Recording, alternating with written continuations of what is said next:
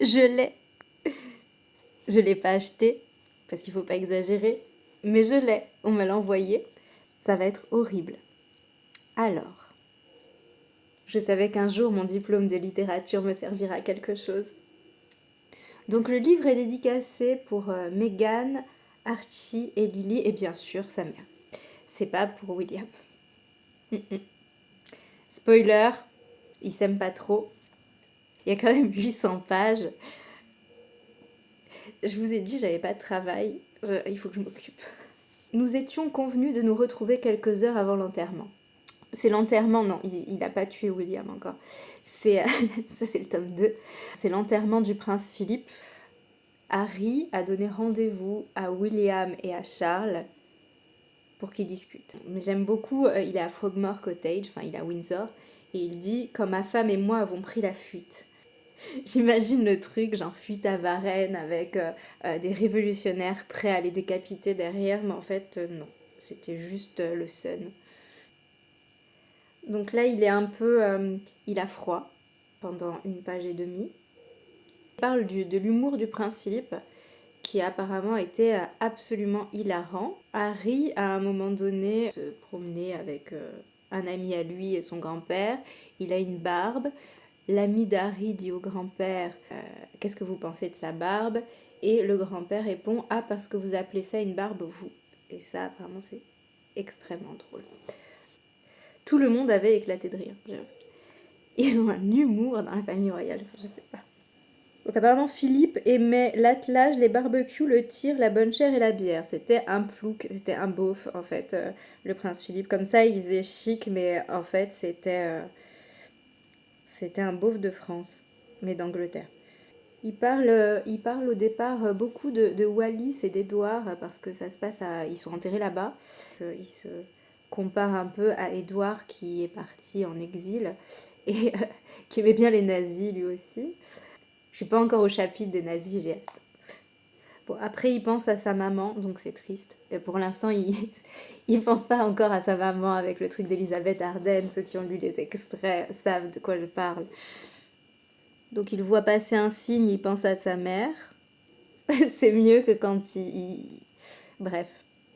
J'ai été spoilée en fait, j'aurais préféré découvrir ça toute seule. En même temps, j'aurais pas vu ça sur les réseaux sociaux, je pense que j'aurais jamais lu ce livre, mais les extraits que j'ai vus, il fallait que je vérifie par moi-même, que je remonte à la source de l'information.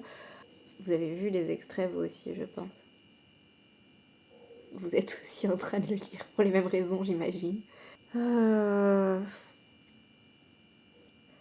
Donc là, il se demande comment décrire précisément ce qu'est la lumière. Donc sa mère s'est battue pour la paix. Elle sait pas qu'il est devenu militaire après et qu'il a tué des gens. Même si c'était des talibans, a priori. Non, en fait, il a bien fait quand même. Je sais pas. Ah oui, il vient dans ses jardins parce qu'il veut la paix. Il veut faire la paix avec Charles et William. Au moment de l'enterrement du prince Philippe. C'est-à-dire qu'il a déjà fait l'interview chez Oprah Winfrey, mais il n'a pas encore fait le documentaire Netflix où il se plaint et le livre où il se plaint, l'interview qui explique qu'il se plaint dans le livre. Ah, ça y est. Page 9. Ils arrivent. Épaule contre épaule, ils se dirigeaient vers moi, l'air lugubre, presque menaçant, parfaitement alignés côte à côte. J'ai senti mon estomac me tomber dans les talons. Une pensée m'a traversé l'esprit. Attends, on est parti pourquoi là? Une petite promenade en famille, 3 petits points, ou un duel? Bon, déjà à 3, ça fait pas un duel. Ça y est, nous nous sommes rejoints au milieu de l'allée. C'est une grande allée, d'accord? Il y a des gens qui ont des grands jardins et des grandes résidences. Nous nous sommes rejoints au milieu de l'allée. Willy, papa, bonjour. Harold. Ils l'ont appelé Harold. Apparemment, c'est pas gentil. La froideur implacable de cet accueil. Quand il te gave, Harry, il faut lui dire Harold. Donc là, ils ont traversé des hectares, ils sont au milieu du cimetière royal, cernés par les cadavres, plus encore que le prince Hamlet. Il n'y en aura pas d'autres, c'est pas la peine d'attendre, personne ne va être assassiné. Ils ont commencé à discuter vraiment sérieusement au-dessus du visage de Wallis Simpson. Pauvre Wallis, méritait-elle cela? Quoi qu'elle aurait bien rigolé, je pense. Ah, maintenant ils ont traversé le lac pour aller jusqu'à un bosquet de jonquilles. C'est à l'orée du bosquet de jonquilles qu'ils ont abordé les choses sérieuses. C'est là qu'ils s'engueulent. Donc William et Harry s'engueulent, et Charles leur dit ça suffit. Ah! D'un coup, quelque chose a basculé en moi. J'ai regardé Willy, je l'ai vraiment regardé, pour la première fois peut-être depuis notre enfance. Tout m'est apparu en bloc, l'expression contrariée qu'il affectait depuis toujours face à moi, son inquiétante calvitie plus avancée que la mienne. Ah, t'es plus chauve que moi! Oh là là, sa fameuse ressemblance avec maman qui se dissipait avec l'âge. Il est plus vieux, il est plus chauve. Oh là là, il ressemble même plus à maman. Je tiens à dire quand même que je ne suis pas biaisée, je n'ai pas de... Personnellement, je voudrais tous supprimer la monarchie et tous les envoyer travailler pour le SMIC. Tu es parti, Harold. Oui, et tu sais très bien pourquoi. Non, je ne sais pas. Trois petits points. Tu ne sais pas? Point d'interrogation. Non, je t'assure, je ne sais pas. Et là, Harry est perplexe. Je n'en croyais pas mes oreilles, dit-il. Que nous ne soyons pas d'accord pour dire qui était responsable de cette situation ou comment les choses auraient pu tourner différemment, passe encore, mais l'entendre affirmer qu'il ignorait totalement les raisons pour lesquelles j'avais fui le pays qui m'avait vu naître, le pays pour lequel j'avais combattu, pour lequel j'avais été prêt à me sacrifier, ma patrie, ma terre natale, expression piégée s'il en est, l'entendre affirmer qu'il ne comprenait pas pourquoi ma femme et moi en étions arrivés à une telle extrémité, partir en courant, notre enfant sous les bras, et tout quitter, notre maison, nos amis, nos meubles, vraiment. Vraiment, William. Surtout vraiment, Harry.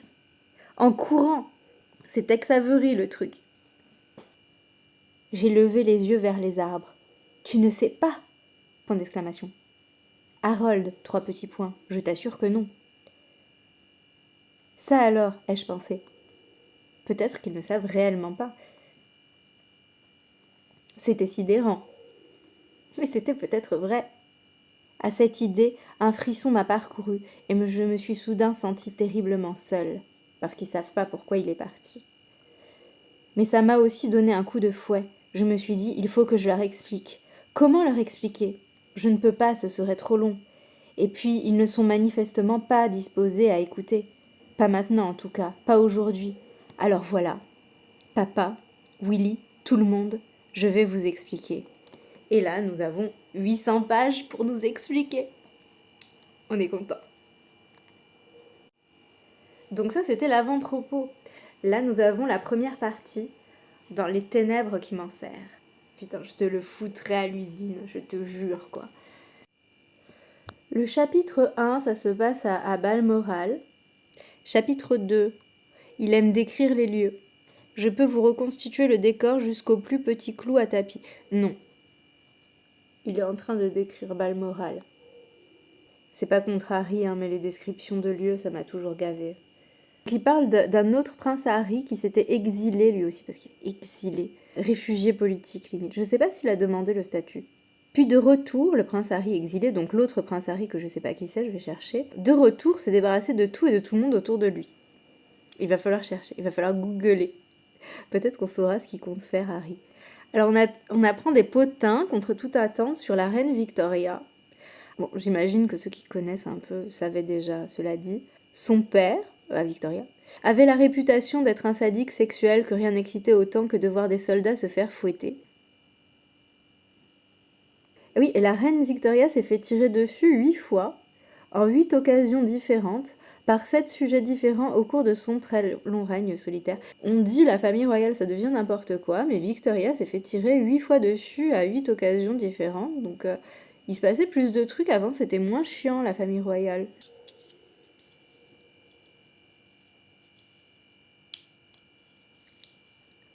Écoutez, on dirait que je suis née avec.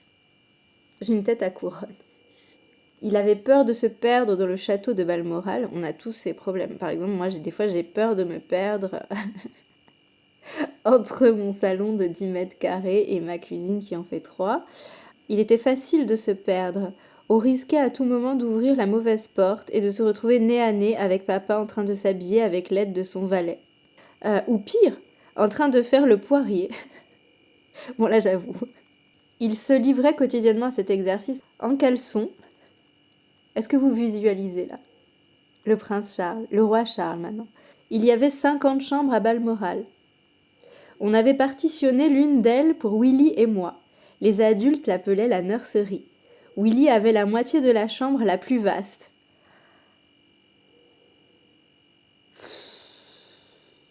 Un lit double, un grand lavabo, un placard avec des portes miroirs, une magnifique fenêtre donnant sur la cour, la fontaine, la statue en bronze d'un chevreuil. Mes quartiers à moi étaient beaucoup plus petits, moins luxueux. Je n'ai jamais demandé pourquoi. Je m'en fichais. Apparemment, tu t'en fiches pas parce que t'as 40 ans et t'as écrit un livre pour dire que la partie de la chambre de William, elle était plus grande que la tienne. Hein. Mais c'est aussi parce que je n'avais pas besoin de poser la question. De 2 ans mon aîné, Willy était l'héritier. Moi, le suppléant. J'étais l'ombre, la doublure, le plan B. J'avais été expressément conçue au cas où il arriverait malheur. Je pense que c'est malheur, j'arrive pas à tourner la page.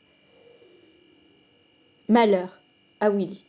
Mon rôle était de soutenir, de distraire, de faire diversion et, si nécessaire, de fournir des pièces de rechange. C'est vrai qu'il nous a distraits.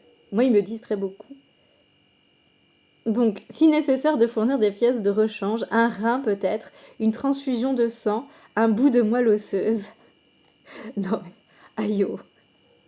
Franchement, ça va. Pas exagéré non plus. J'ai entendu l'anecdote selon laquelle papa aurait dit à maman le jour de ma naissance « Merveilleux, voilà, tu m'as donné un héritier et un suppléant, mon boulot est terminé. » C'était une blague, sans doute. Cela dit, quelques minutes après avoir lâché cette boutade, papa s'était, paraît-il, éclipsé pour aller au théâtre avec sa petite amie. C'est un peu un connard, Charles, quand même. C'est complètement un connard. Je ne m'en formalisais pas du fait qu'il soit suppléant. Cela ne me faisait ni chaud ni froid. L'ordre de succession était comme la météo ou la position des planètes ou le cycle des saisons. Je ne sais pas, mais écoute, tu écris un livre pour te plaindre que tu es suppléant. Je comprends pas. Moi, si je devais choisir de naître dans une famille royale, je choisirais d'être deuxième. J'ai rien à faire, c'est trop bien. Tu vas faire le beau ou la belle à des galas. Nous en sommes donc au chapitre 3. Dans le chapitre 1, nous avons appris rien. Dans le chapitre 2, nous avons appris que la partie de la chambre de Harry est plus petite que la partie de la chambre de William. Donc là, c'est le chapitre 3. Qu'apprend-on dans le chapitre 3 ? Ah oui, décrit Balmoral, donc on dirait vraiment un truc, la Z au DPE, quoi. Vous voyez Oliver Twist ? Apparemment, l'eau qui coule dans les baignoires à Balmoral, elle vient du lac où Arthur a retrouvé l'épée de... Merlin, je sais pas. Et en gros, l'eau est dégueulasse, elle est marron. Mais ils disent qu'elle est merveilleuse, mais moi je ne me baigne pas dans leur baignoire. Un bain des Highlands, oui, c'est ça, oui. Donc là, il raconte un souvenir d'enfance quand ils faisaient du kart à Balmoral avec leur cousine et qu'elle s'est pris un lampadaire. On apprend que Charles, il avait un lecteur CD portatif sur lequel il aimait écouter ses livres d'histoire quand il prenait son bain. Donc ce soir-là, les adultes dînaient en bas et Harry et William dînaient dans leur chambre. Donc après, on apprend ce qu'ils mangent, genre des bâtonnets de poissons panés. Et je m'attendais à ce que Harry dise que William avait un bâtonnet de poisson pané de plus que lui, mais non. Apparemment, le compte était bon. Donc on apprend aussi que le prince Charles se parfume avec eau sauvage. Alain Delon, le prince Charles, Johnny Depp, parfumez-vous avec autre chose. Dans le chapitre 3, Harry se réveille et il y a Charles qui lui dit que Diana a eu un accident de voiture, qu'elle a été blessée à la tête. Harry pense qu'elle va bien. Et il lui dit « Ils ont tout essayé, mon cher enfant, elle ne s'en est pas sortie, j'en ai bien peur. » Donc on voit bien le flegme britannique à son œuvre. Bon, les chapitres 4 et 5, c'est sur l'enterrement de Diana. Il essaye de se convaincre que elle est pas morte et que elle est partie vivre avec son nouveau copain et qu'elle va revenir les chercher, donc c'est triste. Ah oui, il revient sur la polémique, c'est intéressant ça, il revient sur la polémique par rapport au drapeau qui n'était pas en berne à Buckingham quand Diana est morte, et en fait il explique que l'étendard royal n'est jamais en berne. Du coup ils l'ont mis en berne parce que les gens pétaient un plomb, mais c'était pas du tout... Enfin bon. Ah pardon, c'est pas l'étendard royal qui a été mis en berne à Buckingham, c'était l'Union Jack, mais c'était... Enfin voilà, ça se faisait pas de toute manière. Le frère de Diana n'est pas content parce qu'ils veulent faire marcher les enfants derrière le cercueil, et lui dit que c'est horrible, qu'il faut pas le faire. Donc là c'est le chapitre 7, il retourne à l'école. Alors il y a des passages un peu... comment dire? Il y a des matrones dans son école qui aident les garçons à faire leur toilette du soir, et dans des baignoires, etc., où ils sont tout nus. Bon, ils sont quand même... je sais pas, ils sont quand même assez grands pour se laver tout seuls, donc je trouve ça un peu glauque, honnêtement. Après avoir shampooiné un garçon, les matrones lui inclinaient la tête en avant et lui rinçaient lentement les cheveux avec la plus exquise délicatesse. Mais franchement, après on s'étonne que les mecs ils soient même pas capables de laver un slip. Là, ils sont quand même ados, ils se font laver les cheveux par des bonnes femmes. Enfin, c'est pas possible, quoi. Et en plus, ils ont des poux. Non mais vraiment. Désormais âgée de 13 ans, j'étais exemptée de toute assistance hygiénique. Eh ben, tant mieux, hein. Mais je comptais toujours sur les matrones pour me border dans mon lit le soir. Ah oui, il fantasme un peu sur les matrones. Avait-on besoin de savoir que Harry fantasmait sur les matrones de son école? Je ne sais pas. Donc là, il mange des bonbons. Donc dans le chapitre 10, c'est les vacances d'automne et Charles ne veut pas que Harry les passe à rien faire. Donc ils vont en Afrique du Sud ensemble pour rencontrer Nelson Mandela, mais surtout les Spice Girls. Harry était fou de joie, pas pour Nelson Mandela, mais pour les Spice Girls. J'étais fou de joie et sidéré. Les Spice Girls, je partage l'enthousiasme d'Harry. Donc moi je me rappelle très bien de ce passage où les Spice Girls avaient rencontré Nelson Mandela, parce que moi j'étais petite, je ne savais pas qui était Nelson Mandela. J'ai appris beaucoup de choses grâce aux Spice Girls. La vérité, c'est que l'entourage de papa espérait qu'une photo de lui aux côtés du dirigeant politique le plus adulé de la planète et du groupe féminin le plus populaire de la planète, ça fait un peu des répétitions, lui vaudrait les louanges de la presse dont il avait cruellement besoin. Cote de popularité dans le monde qui était descendu en dessous de la barre des 10%. Je suis pas sûre qu'il soit beaucoup remonté depuis, cela dit. Ah oui, dans les îles Fidji, pour ne citer qu'un seul exemple, on avait supprimé un jour férié autrefois décrété en son honneur. Ils ont des jours fériés décrétés... Enfin, moi, cela dit, je veux bien qu'on rajoute des jours fériés décrétés en l'honneur de n'importe qui. À côté de moi se trouvait Baby Spice, juchée sur d'énormes chaussures à plateforme blanche en plastique. Ah, c'était trop belle, c'était des buffalos. J'avais les yeux rivés sur ses talons de 30 cm. Elle était focalisée sur mes joues qu'elle n'arrêtait pas de pincer. Qu'il est poupon, qu'il est mignon. Puis, Posh Girl, non c'est Posh Spice, a surgi et m'a attrapé la main. Un peu plus loin, j'ai aperçu Ginger Spice, la seule fille du groupe dont je me sentais un tant soit peu proche, une rouquine comme moi. Inconcevable, et encore plus incroyable pendant le concert à proprement parler. Mais je l'ai vue, de mes yeux vus, papa jouant le jeu, hochant la tête et tapant du pied en rythme. Je vais pas chanter, mais... Bon, les Spice Girls, c'est fini.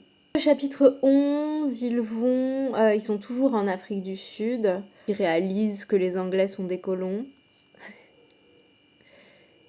Effectivement.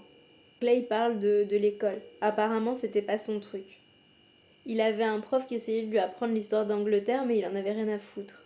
On apprend que Harry, quand il était à l'école, il avait un garde du corps et des policiers en faction ça et là sur le domaine de l'école.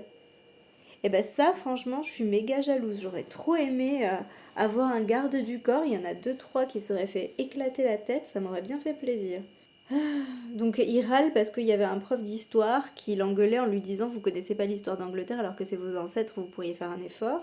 Harry se plaint parce que il voulait pas qu'on rappelle à tout le monde qu'il faisait partie de la famille royale.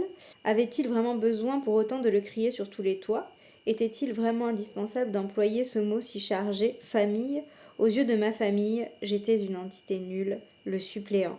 Je ne m'en plaignais pas, mais si, tu t'en plains, ça fait 40 ans que tu te plains que tu es le suppléant. On apprend que papa et William, donc Charles et William, c'est pas mon père à moi parce que...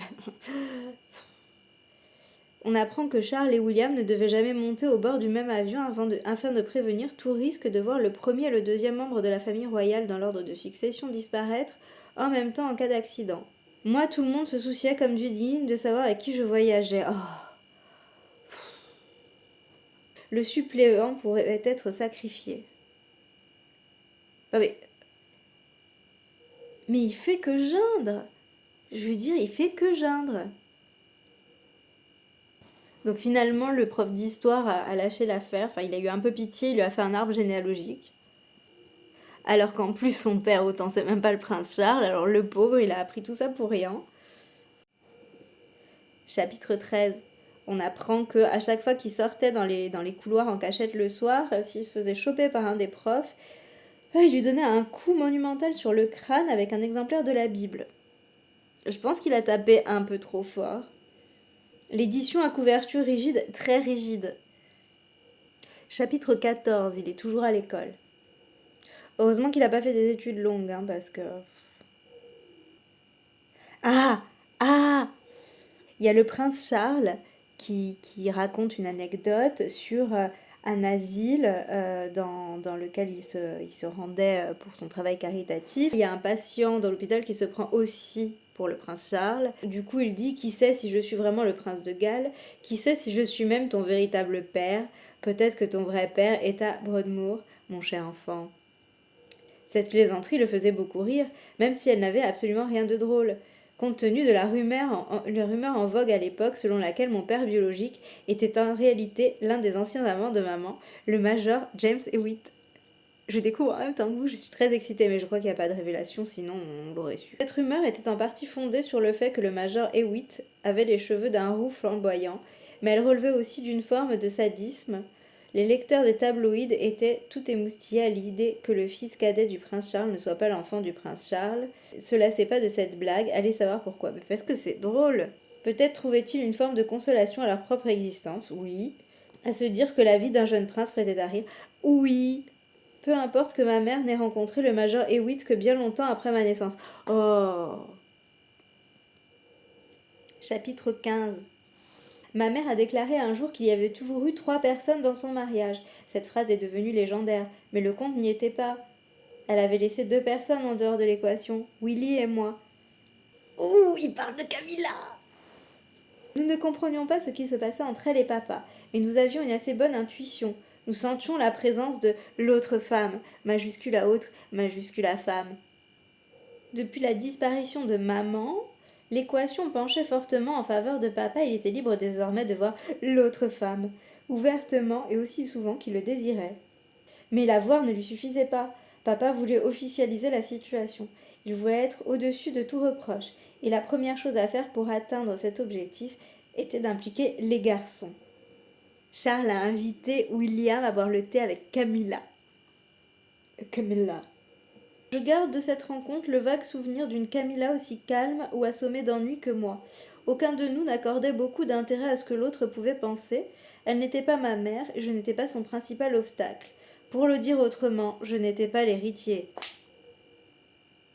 C'était pas l'héritier, elle a quand même hérité de je sais pas combien de millions, ça va quoi.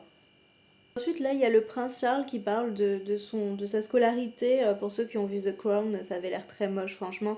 Ça avait l'air limite pire que le collège du fumeur. Bon, pour ceux qui sont allés, ils savent de quoi je parle.